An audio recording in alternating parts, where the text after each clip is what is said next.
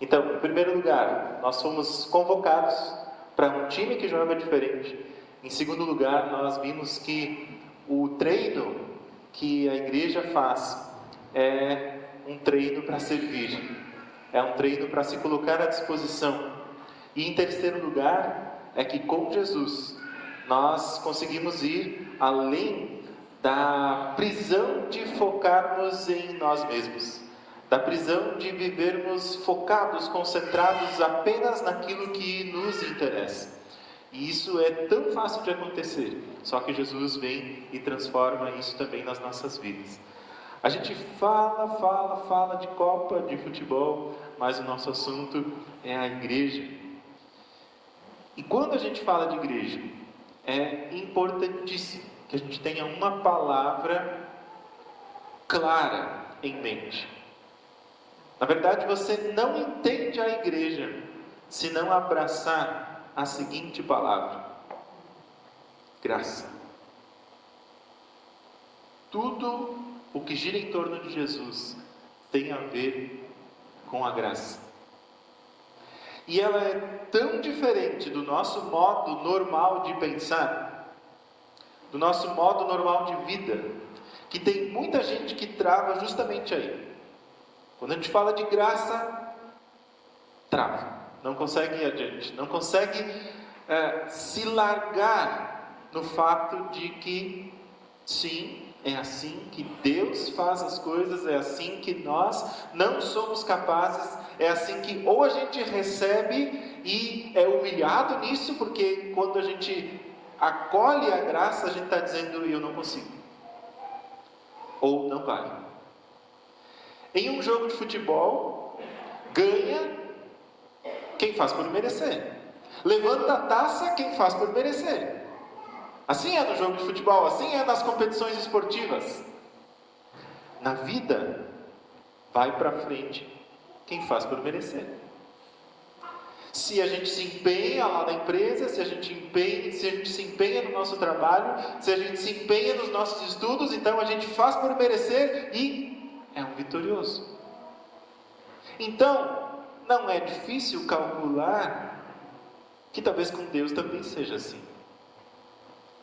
Se nos esportes é assim, se na vida é assim, nos estudos, no trabalho, em tudo o que a gente faz por merecer, a gente alcança a vitória. Então com Deus também deve ser assim. A gente ganha a atenção de Deus, a gente ganha o cuidado de Deus, a gente ganha a vida eterna se a gente fizer por merecer. Só que não é assim. Simplesmente não é assim.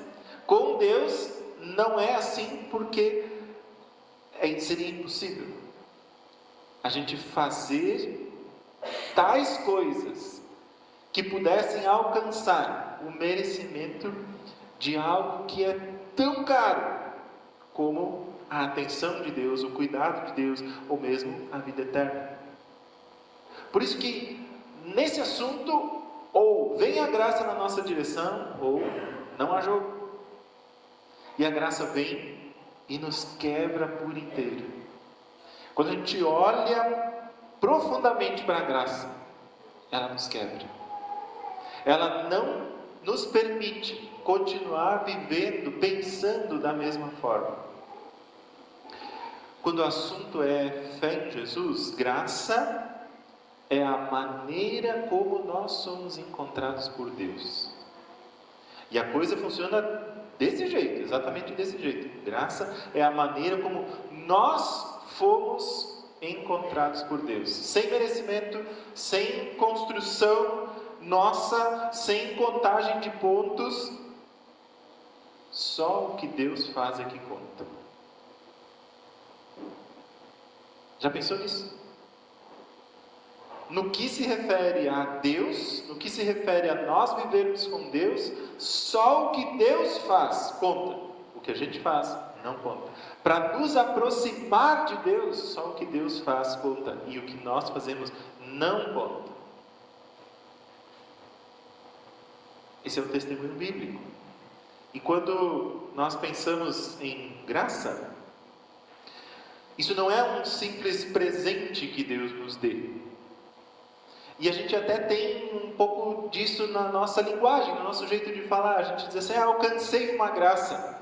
Muito comum a gente ouvir isso. Talvez a gente já disse isso em algum momento. Alcancei uma graça. Primeiro que se alcançou, foi você que fez. E se você fez por merecer, não é graça. Se a gente faz por merecer, não é presente. É pagamento. Você merecia. O que a gente merece, então é pagamento, é salário. Né? E é interessante que a gente não lida bem com essa coisa da graça até quando a gente recebe um presente. Porque a gente recebe um presente e diz assim: não precisava. Sim, não precisava, por isso é um presente. Se precisasse, é porque eu estava te devendo isso. E se eu estava te devendo, agora que eu estou te dando, é um pagamento. Não é um presente, não é graça. Então, graça não é simplesmente um presente. A graça, quando a gente fala da graça na Bíblia, a gente está falando do presente. Graça é o contrário de cobrança.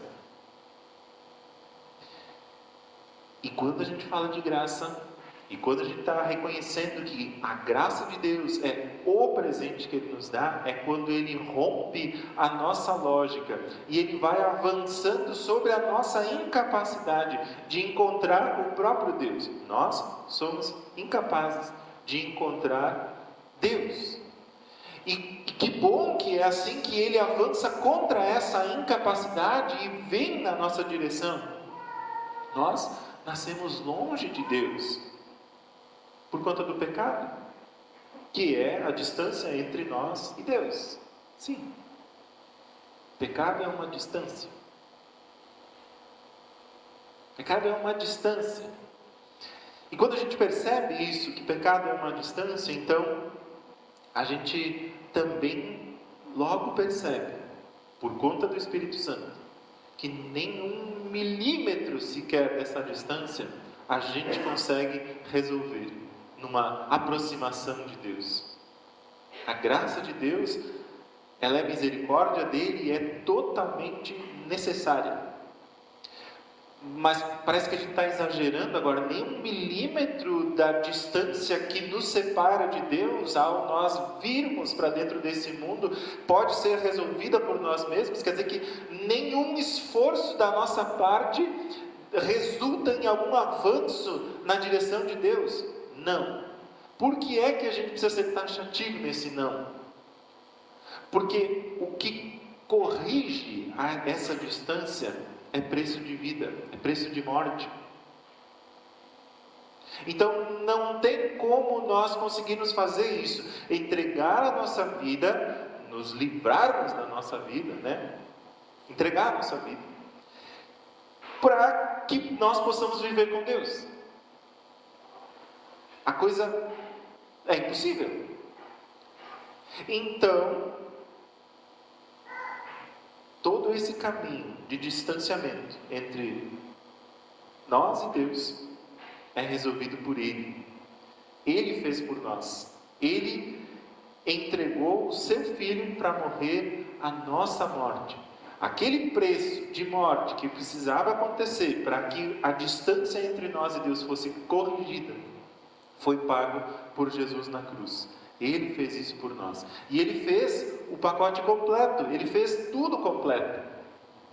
Porque Ele não só morreu no nosso lugar, mas Ele também venceu a morte no nosso lugar, para que nós pudéssemos ter esperança de vida nele.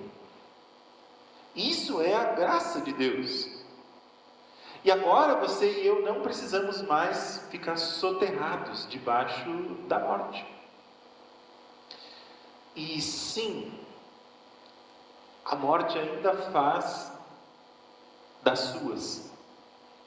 A morte ainda mostra as suas garras, mas ela é derrotada. Os dias dela estão contados. É isso que a fé cristã confessa. E nós queremos viver nessa certeza de que apesar da morte ainda mostrar suas garras, ela está com os dias contados. Nós aguardamos o tempo em que não vai mais haver morte. Isso é testemunho bíblico também. Falando no testemunho bíblico, eu gostaria de mostrar para vocês como isso é testemunhado na Bíblia, como essa certeza da vida em Jesus é testemunhado na Bíblia. E um dos textos que apresenta isso com clareza é dentro da carta de Paulo aos Romanos, no capítulo 8, os versículos 31 e 32. Diz assim ali: que diremos, pois, diante dessas coisas? Se Deus é por nós, quem será contra nós? Aquele que não poupou o seu próprio Filho, mas o entregou por todos nós, como não nos dará graciosamente com Ele todas as coisas? Mas em todas essas coisas, no versículo 37, diz: mas em todas essas coisas somos mais que vencedores por meio daquele que nos amou. Pois estou convencido de que... E aí ele apresenta uma lista grande de coisas, né? E eu fiz o corte, resumindo para nada. Pois estou convencido de que nada será capaz de nos separar do amor de Deus que está em Cristo Jesus, o nosso Senhor. Como é que Paulo pode falar com tanta certeza? Como é que a gente pode afirmar que nada vai nos separar do amor de Deus? Isso é fé. Isso é nós nos entregarmos naquilo que Deus fez em Jesus. Se você tentar viver pela sua força, por aquilo que você pretensamente poderia tentar alcançar na direção de Deus, você nunca poderia dizer algo como essas palavras aqui que o apóstolo diz. Nada vai poder me separar do amor de Deus. Se é construído por mim, é muito frágil. Eu não vou conseguir ter essa certeza. Mas Paulo tinha essa certeza porque ele sabia da graça de Deus. Ele sabia que Deus é que vem na nossa direção e isso é absolutamente perfeito. Nós lidamos muito mal com a graça porque a gente é treinado para um mundo que em tudo espera performance. Tudo nesse mundo é performance. Então quando vem Deus e diz: meus queridos, tá, eu entendo que vocês aí lidam uns com os outros na base da cobrança, na base da performance, mas comigo não é assim. E que bom para vocês, porque se fosse, vocês não teriam jeito. Mas como é por mim, é por aquilo que eu faço. Então sim, é possível que nós tenhamos um relacionamento. E é bem por isso que nada pode nos separar de Deus. Tá, mas se nada pode nos separar de Deus,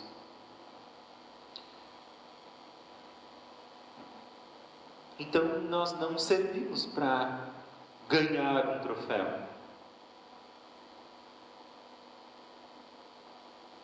Por que nós servimos então? Nós servimos porque o troféu já foi erguido por Cristo. Nós vivemos a fé em Deus, nós vivemos crendo em Jesus por aquilo que Jesus já fez. E porque Ele nos deu isso perfeitamente nas nossas mãos. A gente não serve a Deus para puxar saco, a gente não serve a Deus para ver se a gente ganha um bônus, a gente não serve a Deus para Ele anotar a nossa performance, é por aquilo que Jesus já fez. Esse é um jogo que já está ganho. Se o jogo já está ganho, por que jogar então? Porque Jesus nos convoca para um jogo com outras regras. Jesus nos convoca para um jogo onde nós não nos interessamos mais em derrotar pessoas. E você pode me achar um pouco exagerado agora, mas quando a gente vive pela competição, pela performance, quando a gente vive pelo fazer por merecer, a gente vai ter que derrotar algumas pessoas. A gente vai ter que vencer os nossos concorrentes. Mas o jogo proposto por Jesus não é contra pessoas. O nosso interesse, na verdade, é chamar pessoas para vencer a natureza do pecado, que é muito humano, que está dentro de nós. Vencer a natureza do pecado junto com a gente. É um jogo sem derrotados. É um jogo para chamar a gente para esse jogo mais leve. Esse é o jogo para o qual Cristo nos tem chamado. O jogador da foto aí já não é mais um desconhecido. Ele inspirou uma corrida de milhões de seguidores. Talvez você não tenha ouvido falar do Vozinha. Vozinha é esse goleiro aí de Cabo Verde, está jogando nesse momento. E ele chamou a atenção da transmissão, e numa brincadeira o pessoal começou a chamar os espectadores para curtir, seguir o perfil dele numa rede social.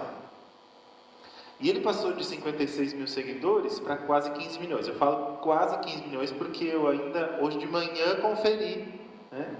Mas agora pode ter passado. 15 milhões de seguidores. E eu achei isso muito interessante porque aqui nós estamos vendo um fraco exemplo, mas um exemplo de um jogo sem derrotados. De repente, uma multidão começou a cooperar. No início, numa brincadeira, e depois, quem sabe, na transformação da pós-carreira desse goleiro que está em fim de carreira.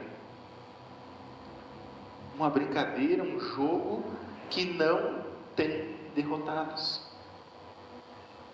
Sabe, como um pequeno exemplo. Quanto mais nós mostramos como é viver com Jesus, e esse é o nosso jogo, mais gente passa da arquibancada para o campo. E o campo de jogo é ali na tua vida, onde tu usas os teus afazeres, as tuas habilidades, para mostrar a face de Jesus e fazer com que pessoas também vivam para Jesus.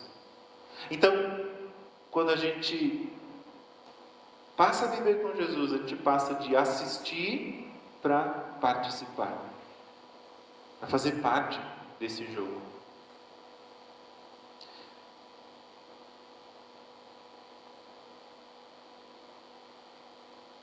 A taça da graça. Você sabe, uma taça é conquistada com muita luta. É assim que as coisas funcionam nesse mundo. Mas a taça da graça foi conquistada pela luta de outro. A taça da graça foi conquistada pela luta de outro. Não somos nós, não fomos nós.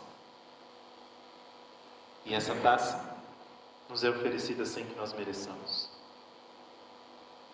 Sem que nós mereçamos. Se a gente olha isso e pensa, quem é que nos está oferecendo a graça no nosso colo, nas nossas mãos, para vivermos com Ele? Se a gente pensa no tamanho disso, a gente precisa se fazer uma pergunta: por que não viver para aquele que venceu por ti?